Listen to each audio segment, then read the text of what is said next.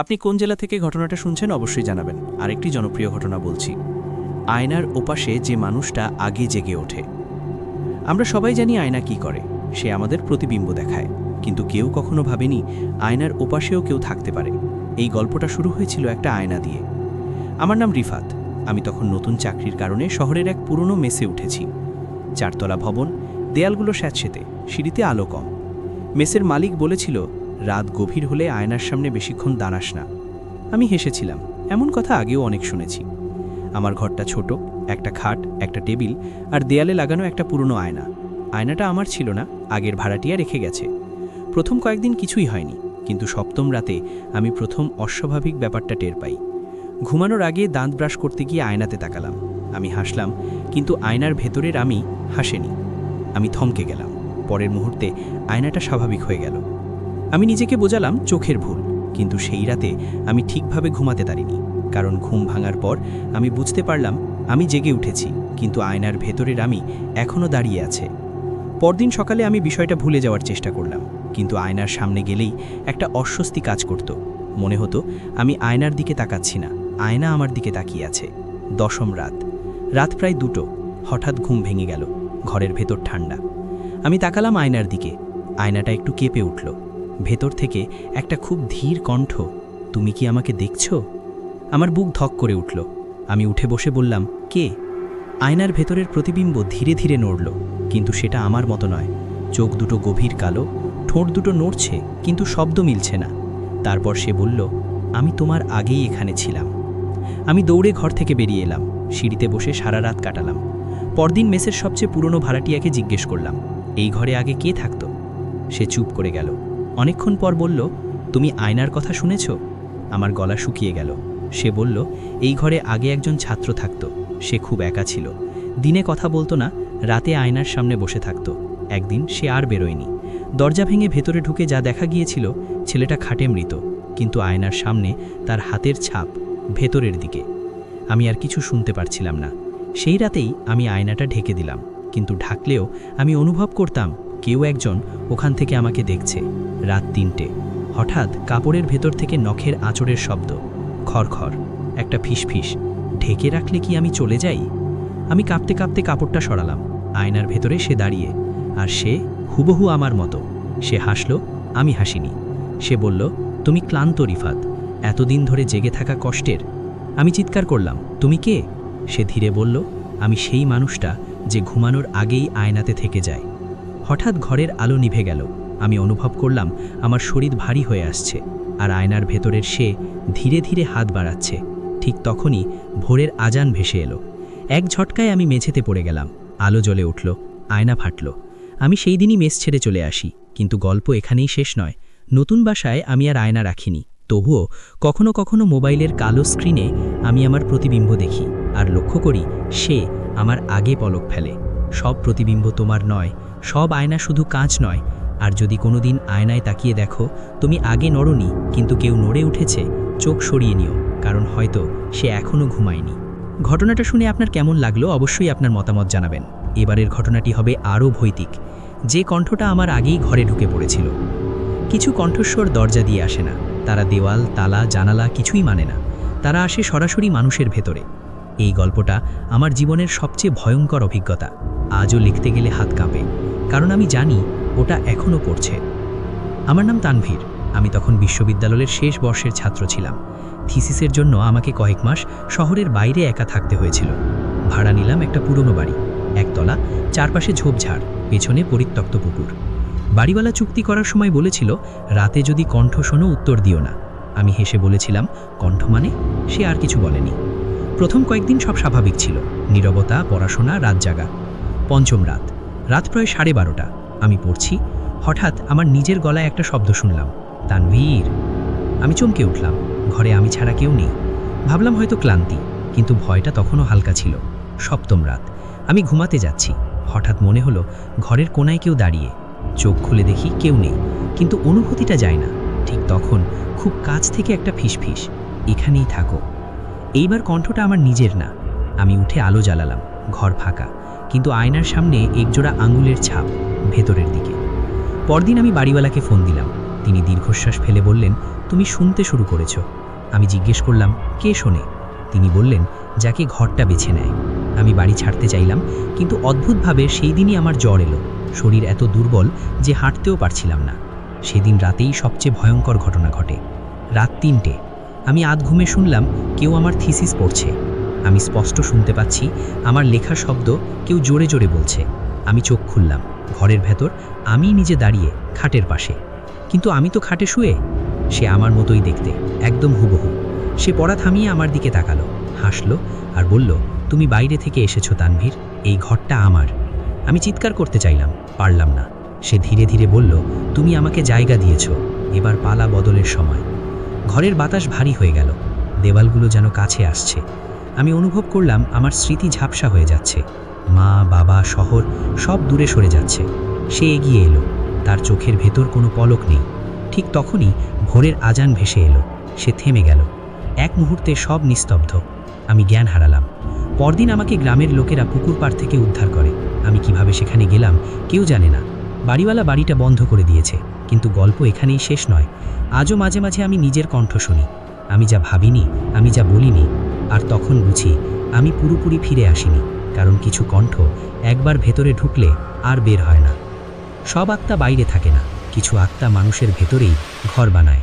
আর যদি কোনোদিন নিজের কণ্ঠেই অপরিচিত শব্দ শোনো, চুপ করে থেকো, কারণ হয়তো সে এখনও তোমার ভেতরেই আছে।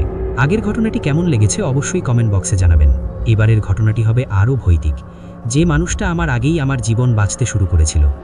কিছু মানুষ হারিয়ে যায়, আর কিছু মানুষ হারিয়ে যাওয়ার আগেই নিজেদের জায়গা অন্য কাউকে দিয়ে দেয়। এই গল্পটা সেই রকমই। আমার নাম আরিফ। আমি এখন এই গল্প বলছি, কিন্তু সত্যি বলতে আমি নিশ্চিত না এই জীবনটা পুরোপুরি আমার কিনা। ঘটনাটা শুরু হয়েছিল আমার বাবার মৃত্যুর পর। বাবা মারা যাওয়ার পর আমাকে গ্রামে ফিরতে হয়েছিল, শহরের চাকরি, বন্ধু সব ফেলে পুরনো বাড়িতে একা থাকতে। বাড়িটা অনেক পুরনো, দুতলা, দেওয়ালে ফাটল, ছাদে বাদুরের শব্দ, আর পেছনে একটা শুকনো পুকুর। এই বাড়িতে আমি বড় হয়েছি, তবুও ফিরে এসে বাড়িটাকে অচেনা লাগছিল। প্রথম রাতেই আমি অস্বস্তি টের পেলাম। রাত প্রায় 12টা, ঘুম আসছিল না। হঠাৎ নিচতলা থেকে পায়ের শব্দ। আমি ভেবেছিলাম হয়তো ইঁদুর, কিন্তু শব্দটা নিয়মিত, মানুষের হাঁটার মতো। আমি নিচে নামলাম, নিচতলা ফাঁকা, দরজা জানালা সব বন্ধ, কিন্তু ডাইনিং টেবিলে এক গ্লাস পানি। আমি নিশ্চিত আমি পানি খাইনি। নিজেকে বোঝালাম, ক্লান্তি। পরদিন সকালে পাড়ার লোকেরা এলো। সবাই বলল, তোর বাবা খুব ভালো মানুষ ছিল। এক বৃদ্ধ লোক হঠাৎ বলল, ভালো মানুষরা সবসময় ঠিকমতো চলে যেতে পারে না। আমি বুঝিনি, কিন্তু কথাটা মাথায় গেঁথে গেল। তৃতীয় রাতে ঘটল প্রথম ভয়ঙ্কর ঘটনা। আমি ঘুমিয়ে পড়েছিলাম, হঠাৎ দরজার বাইরে আমার বাবার কণ্ঠ, আরিফ, দরজাটা খোল। আমি লাফ দিয়ে উঠলাম, বাবা তো মারা গেছে। কণ্ঠটা একদম বাবার মতো, কাঁপা, চেনা। আমি দরজা খুলিনি। কণ্ঠটা আবার বলল, আমি ভেতরে আসতে পারছি না। আমি কান চেপে ধরলাম, কিন্তু তখন আমার নিজের কণ্ঠে আরেকটা শব্দ, বাবা তুমি এসো। আমি থমকে গেলাম। আমি তো কিছু বলিনি। পরদিন আমি গ্রামের ইমাম সাহেবের কাছে গেলাম। তিনি সব শুনে বললেন, তুমি একা বাড়িতে আছো? আমি বললাম, হ্যাঁ। তিনি দীর্ঘশ্বাস ফেলে বললেন, এই বাড়িতে একা থাকা ঠিক না। আমি জিজ্ঞেস করলাম, কেন? তিনি বললেন, কারণ এই বাড়ি তোমাকে চিনে ফেলে। আমি সেদিন রাতে আলো জ্বালিয়ে ঘুমাতে গেলাম, তবুও ঘুমের মধ্যে দেখলাম আমি উঠানে দাঁড়িয়ে, আর বাড়ির ভেতর থেকে আরেকটা আমি জানালা দিয়ে তাকিয়ে আছে। সে হাসছে। আমি ঘেমে উঠে বসে পড়লাম। পরদিন সকালে পাড়ার এক প্রতিবেশী বলল, কাল তোকে বাজারে দেখেছি। আমি বললাম, আমি যাইনি। সে অবাক হয়ে বলল, কিন্তু তুই ছিলি, একদম তোর মতো। সেদিন প্রথম আমি ভয় পেলাম। এরপর একে একে অদ্ভুত ঘটনা শুরু হলো। আমার নামে চিঠি আসতো, যেগুলো আমি লিখিনি। ফোনে কেউ বলতো, কাল দেখা হবে, যখন আমি কাউকে ডাকিনি। সবচেয়ে ভয়ঙ্কর ছিল, মানুষজন আমাকে বলতো, তুই আগের চেয়ে বদলে গেছিস। আমি বুঝতে পারছিলাম না আমি বদলাচ্ছি নাকি কেউ আমার জায়গা নিচ্ছে। এক রাতে আমি জেগে থাকার সিদ্ধান্ত নিলাম। ঘড়িতে তখন রাত 3টে। হঠাৎ নিচতলার আলো জ্বলে উঠল। আমি চুপচাপ সিঁড়ির দিকে গেলাম। নিচে নেমে যা দেখলাম তা দেখে আমার শ্বাস বন্ধ হয়ে এলো। ডাইনিং টেবিলে আমি বসে আছি, মানে আরেকটা আমি। সে চা খাচ্ছে, আমার বাবার ছবি সামনে রাখা। সে ছবির দিকে তাকিয়ে বলল, এবার সব ঠিক হবে। আমি কাঁপতে কাঁপতে বললাম, তুমি কে? সে ধীরে মুখ তুলল, একদম আমার মতো, একই চোখ, একই কণ্ঠ। সে বলল, আমি সেই আরিফ যে এখানে থাকতে চায়। তুমি চলে যেতে চেয়েছিলে, আমি চাইনি। আমি চিৎকার করলাম, এটা আমার জীবন। সে হেসে বলল, জীবন তাদেরই থাকে যারা একা থাকতে পারে।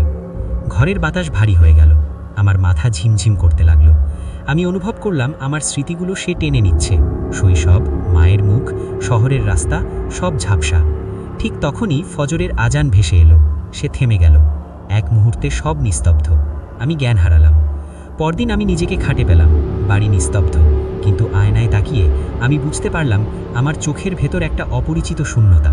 আমি সেই দিনই গ্রাম ছাড়ার সিদ্ধান্ত নিলাম, কিন্তু যাওয়ার আগে বাড়ির দরজায় একটা কাগজ পেলাম, আমার হাতের লেখা। তাতে লেখা, আমি থাকছি, তুমি বাইরে গিয়ে বাঁচো। আজ শহরে আমি আছি, চাকরি করছি, মানুষের সাথে কথা বলছি, কিন্তু মাঝে মাঝে আমি লক্ষ্য করি কিছু স্মৃতি আমার নয়। আর মাঝে মাঝে মা ফোন করে বলে, তুই আগের মতো কথা বলছিস না। আমি তখন কিছু বলি না, কারণ আমি জানি আমার জীবনটা আমি বাঁচছি, কিন্তু কেউ একজন আমার জায়গায়, আমার বাড়িতে, আমার মতো করেই বেঁচে আছে। সব আত্মা মরে যায় না, কিছু আত্মা জায়গা বদলায়। আর যদি কোনোদিন তোমার জীবনটা হঠাৎ সহজ হয়ে যায়। শীতের কুয়াশায় যে আত্মা ডাক দেয়, শীতের রাতগুলো অন্য রকম হয়। দিনের আলো চলে গেলেই গ্রামের চারপাশে নেমে আসে এক অদ্ভুত নীরবতা।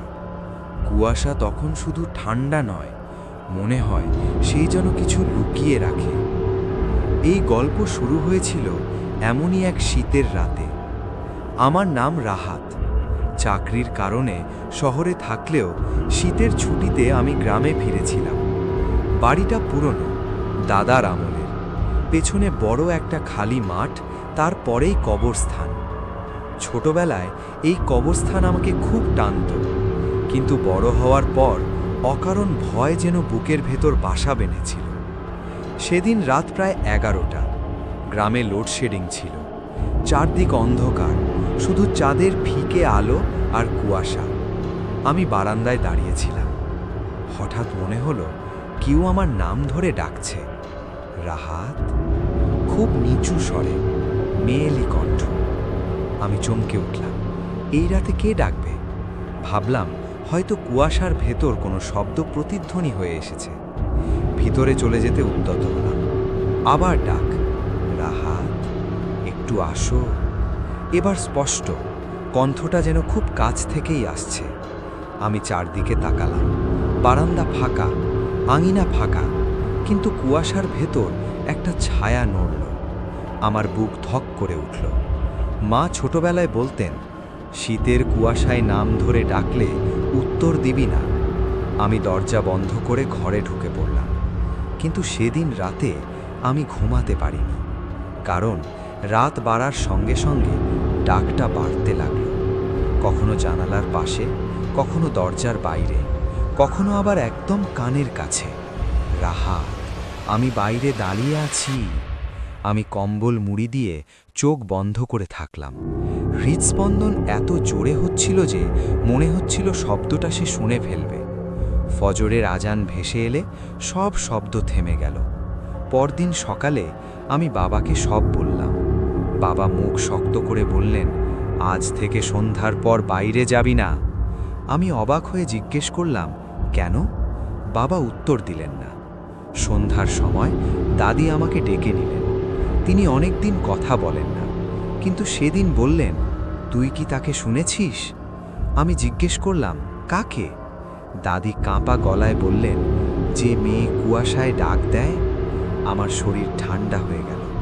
দাদি বলতে শুরু করলেন, অনেক বছর আগে এই গ্রামে এক মেয়ে ছিল, নাজমা। সে খুব সুন্দরী ছিল। শীতের এক রাতে তার বিয়ে ঠিক হয়েছিল, কিন্তু বিয়ের আগের রাতেই সে নিখোঁজ হয়।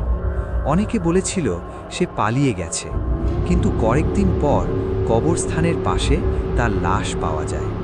চোখ খোলা, মুখে ভয় জমেছিল। তারপর থেকেই শীত নামলেই গ্রামে অদ্ভুত ঘটনা শুরু হয়। নাজমা নাকি কুয়াশার ভেতর পুরুষদের নাম ধরে ডাকে। যারা তার ডাকে সাড়া দেয় তারা আর ফিরে আসে না। আমি হাসার চেষ্টা করলাম, কিন্তু গলা দিয়ে শব্দ বের হলো না।